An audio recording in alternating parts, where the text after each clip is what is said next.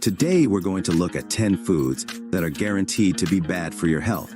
They are especially harmful because they are linked to obesity, diabetes, increase the risk of cancer, and cardiovascular disease. If you want to become the master of your health, put a like and we'll get started. The number 10 product is white bread, and you will probably agree with this because many people say so. White bread is considered unhealthy, but you may have heard that wheat bread is healthy. However, both breads are made from wheat. Wheat is just one type of grain. When people talk about white bread, it doesn't mean drastically different. It just means that it has less fiber and vitamins because of the long processing time. The term wheat bread actually refers to whole grain bread, which is rich in fiber and vitamins. Today, we are warned about the harmful effects of white bread because of its empty calories and high degree of processing. However, it is recommended to eat more whole grain bread because fiber slows digestion and lowers the glycemic index. The glycemic index indicates the rate at which blood sugar levels rise after a meal, so it's important to understand the difference. The glycemic index of white bread is 75, while wheat bread has a glycemic index of 74. This is not a significant difference. Soluble fiber is the key part that our gut bacteria can use in food. While white bread has only 0.15 grams of soluble fiber, whole wheat bread has 0.6 grams. Thus, albeit slightly, whole grain bread contains more fiber. It is better to resort to other sources as white bread raises blood sugar levels. You may have already heard about this, but I will repeat myself because it is still a mystery to many. The glucose molecule is called glucose.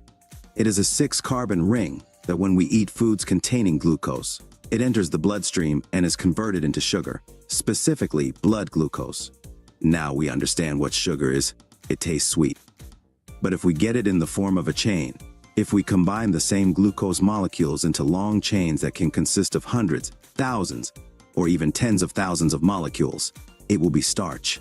But it's the same molecule, just joined together. That's what sugar is. That's what starch is. But as soon as you take a piece of bread into your mouth, an enzyme called amylase starts to break those bonds, and you start to separate out the individual glucose molecules that are already inside. In your mouth, before you even finish chewing or swallowing, some of them are ready to be digested. That's why starch has a big impact on blood sugar levels.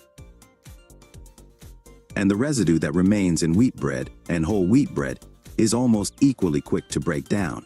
The next time someone tells you to avoid white bread, keep in mind that both white and whole wheat bread have the same properties.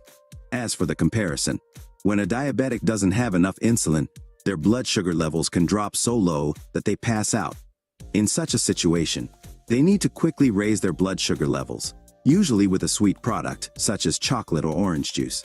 Wheat and wheat grains are some of the most allergenic foods, causing inflammation and digestive problems for many people.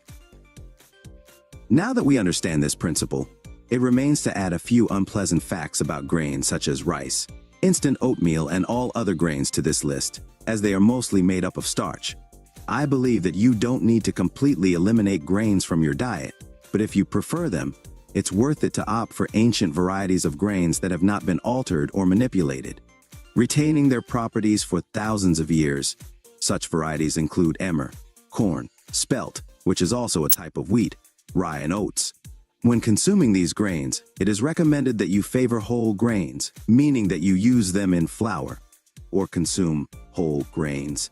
For example, when eating oats, if you leave the grain whole or cut it into pieces, steel-cut oats, this is much different from quick oats, which go through the process of steaming and grinding into flour. The latter is digested much faster because the glucose molecules begin to break down within seconds or minutes of ingestion. Whole grains, on the other hand, are digested much more slowly because of their smaller surface area, which contributes to the slow absorption of glucose by the body. In my opinion, most people benefit from eliminating gluten from their diet or reducing its amount. However, there are other factors in modern wheat that have undergone many hybridizations and grown with glyphosate that may have health implications. However, most people are advised to avoid gluten. The only foods that are gluten-free are rice and oats. Keep in mind that those who are very sensitive to gluten are advised to buy certified gluten-free oats because although oats themselves are gluten-free, they are usually produced on equipment where traces of gluten may be present. Therefore, if the packaging of the oats does not say gluten-free on the package, there is a chance that there is gluten in the product.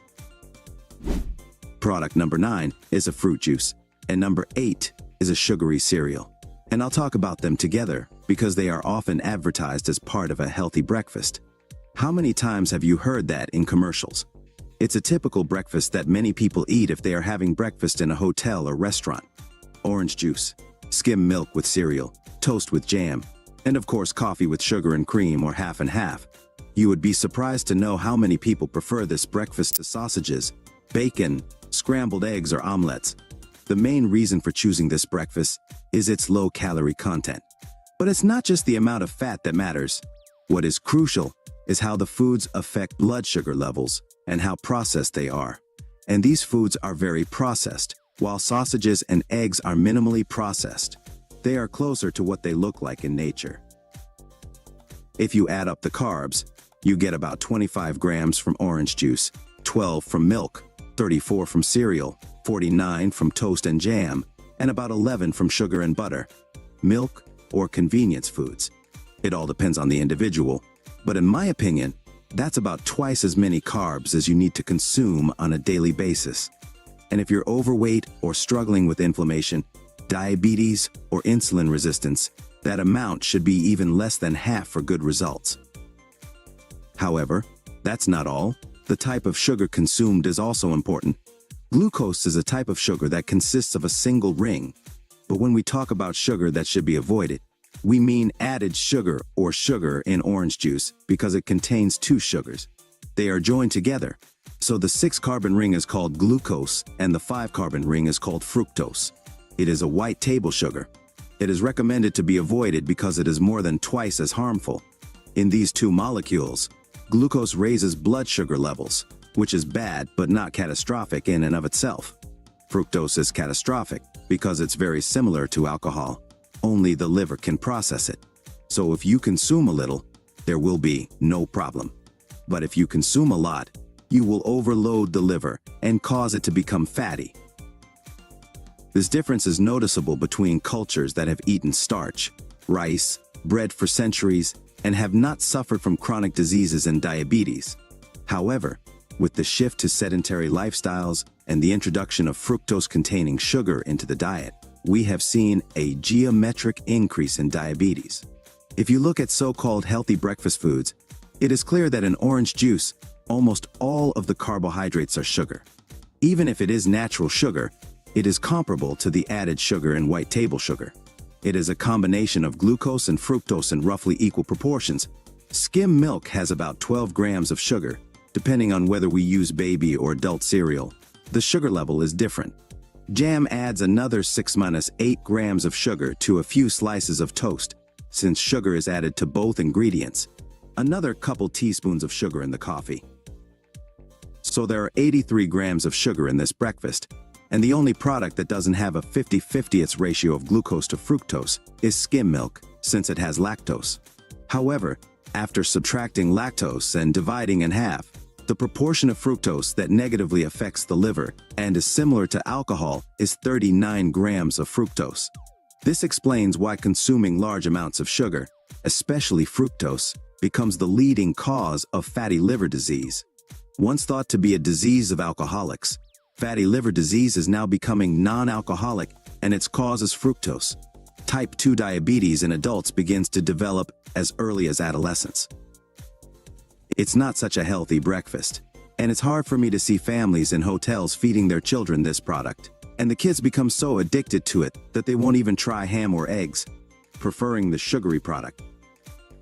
Fast food, the number 7 food that destroys the body, is often found on nutrition charts at fast food restaurants.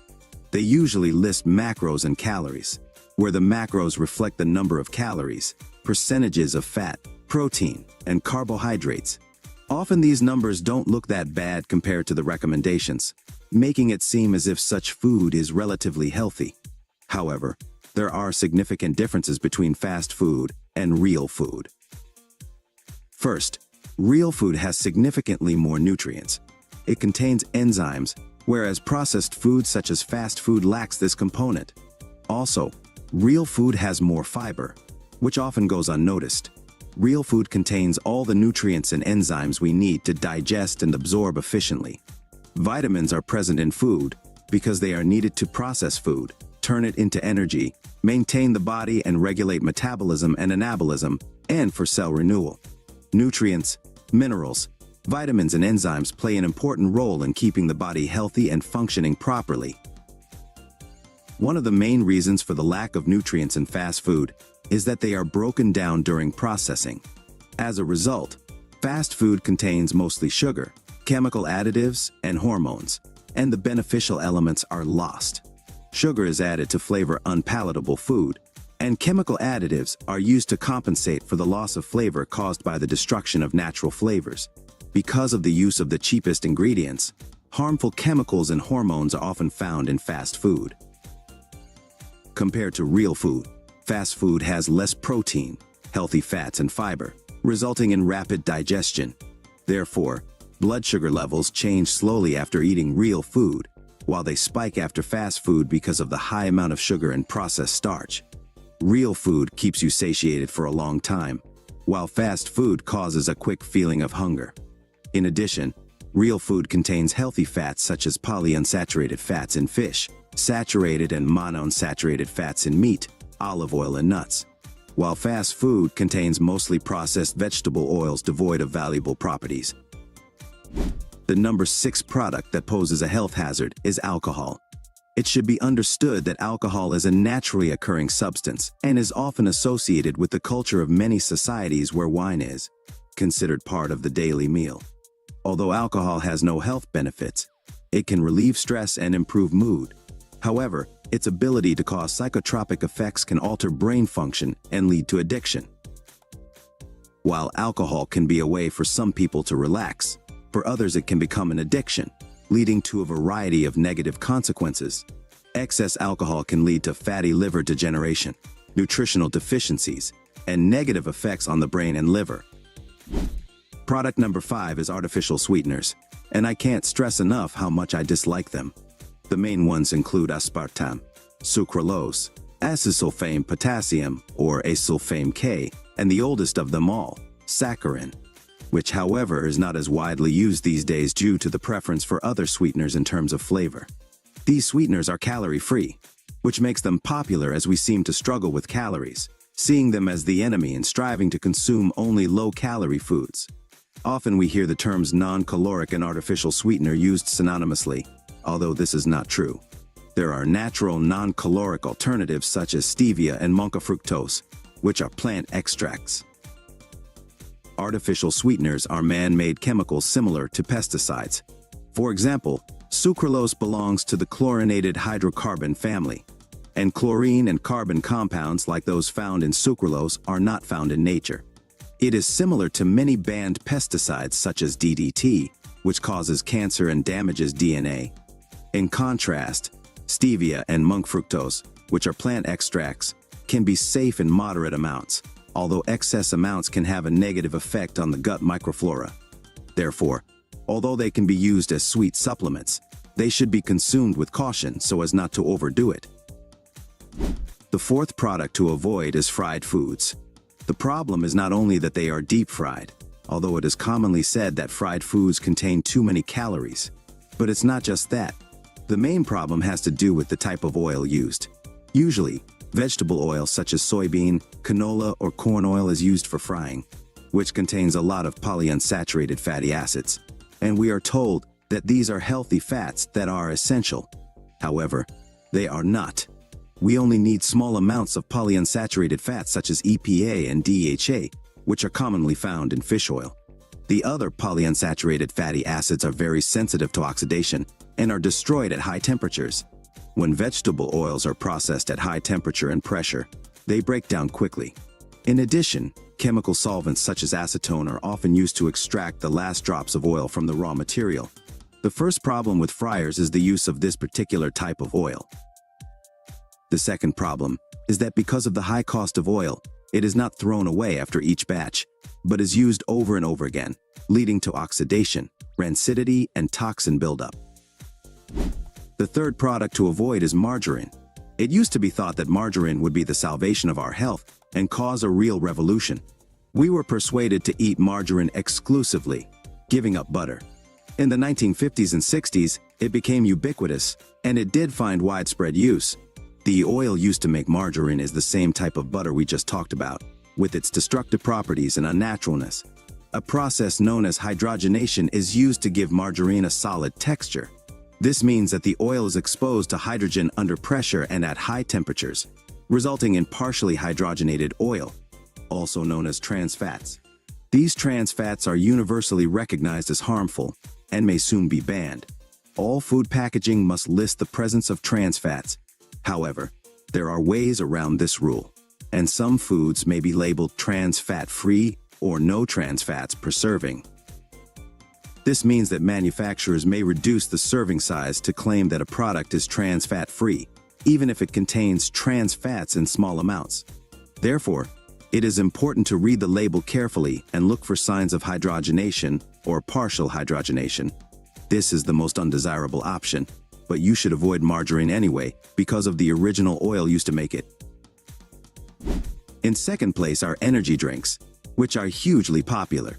People consume them in huge quantities due to stress, constant fatigue, and lack of sleep, believing that it is necessary to overcome the day and keep productivity high. Thus, these drinks are advertised. They usually contain significant amounts of caffeine, which is a stimulant. You may need the caffeine and you can have a cup of coffee, but it is important to do so wisely so that you are not tempted to consume energy drinks. Caffeine is a stimulant that is sometimes accompanied by other stimulants. In addition, these drinks contain sugar or artificial sweeteners, which we discussed earlier. However, the question is, do these drinks actually provide energy? Although they contain sugar, which can provide calories and, in theory, some energy, these drinks actually act as stimulants. They don't give you energy, but rather borrow it. That is, they don't stimulate your body to produce more energy. They actually force your body to work at its maximum capacity.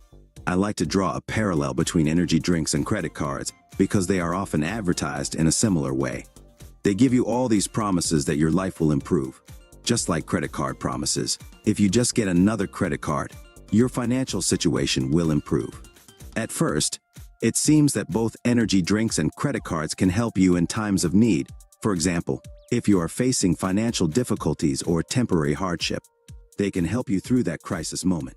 However, the problem with both energy drinks and credit cards is that you have to pay for them later. When you take out a loan, you are essentially wasting your resources by getting less than you need, and then you have to pay it back. With energy drinks, you are literally taking a loan from your health, and then you have to pay it back. As for side effects, energy drinks do raise blood pressure, are linked to palpitations, arrhythmias, anxiety, insomnia, digestive problems, and adrenal fatigue. So tell me, do they improve your health? Do they give you energy? Or are they not such a good idea? Finally, the most destructive product to your health is sugary drinks such as sodas.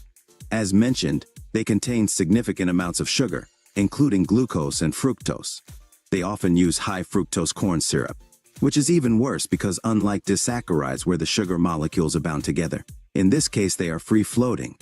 This leads to a higher glycemic index and the negative effects of fructose. You get into a cycle of quick gratification and quick depletion, which allows you to drink soda over and over again without getting satiety like you get from other foods. This leads to serious health problems such as fatty liver, insulin resistance, type 2 diabetes, inflammation, and microflora disruption. Soda is especially dangerous because it is ubiquitously available and easily consumed. It is a major source of sugar and fructose in our diet, and with the dramatic increase in the consumption of high fructose corn syrup and soda, we have seen an epidemic of type 2 diabetes. So, if you really want to become a master of your health, be sure to subscribe to this channel, click on the bell and turn on all notifications. I look forward to your comments and likes. Be sure to watch these useful videos.